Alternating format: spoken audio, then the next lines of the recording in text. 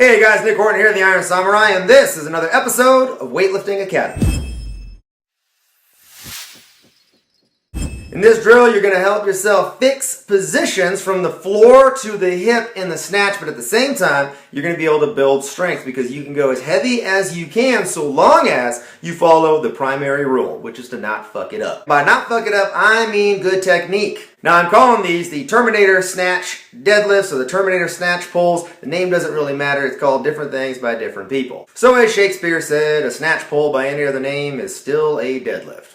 Or something like that. The reason I'm going to call them Terminator Snatch Pulls is mostly because it sounds fucking cool. But the second reason is because I want you to be as precise and deliberate as a machine. And the big idea is to pause at each position. This gives you the opportunity to think for a second and say, am I in this position correctly or am I not? And that means that you can first adjust, put yourself in the position the right way, and then move on. But no matter what, always pause at each position, and then you can move forward only when you're in the perfect position. So let's go watch it in full speed, and then I'll slow it down, talk over it, and go over each of the details. Good. Be locked in. Perfect spot. Squeeze it.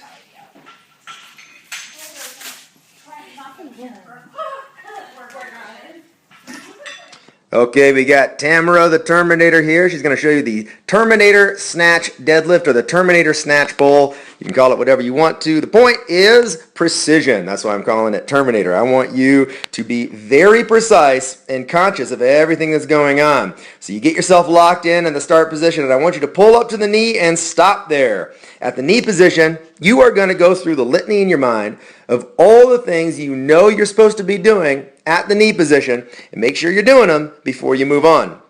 Once you've got it perfect, then you're going to slowly and precisely move into the hip position. At this position, go through the same thing. You're going to think, well, am I over my base the way that I'm supposed to be? Am I locked in tight like I'm supposed to be? Is this bar where it's supposed to be? Etc., etc. Once you've decided, yeah, this feels pretty good, you're going to stand up tall. And I want you to flex your quads and your butt as tight as you possibly can. When you're standing up tall, I really want you to focus on the intensity of the situation. You should be super fucking rigid as you can possibly be, and really balanced like a tree. You're basically just a giant oak tree at this point. You're then just going to reverse the whole process, and it's going to be deliberate.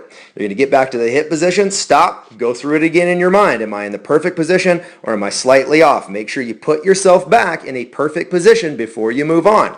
Now she's going to go to the knee position. The same thing's going to happen. She stops, and when she brings the bar to the floor, she doesn't just drop it. This is an important component, if for no other reason, because it proves to me that you're building strength. And I want you to be able to lower the bar slowly like this all the way to the floor. I don't want to hear any bang. I don't want that. I want instead it to be a nice, slow, precise thing. After that, you're done.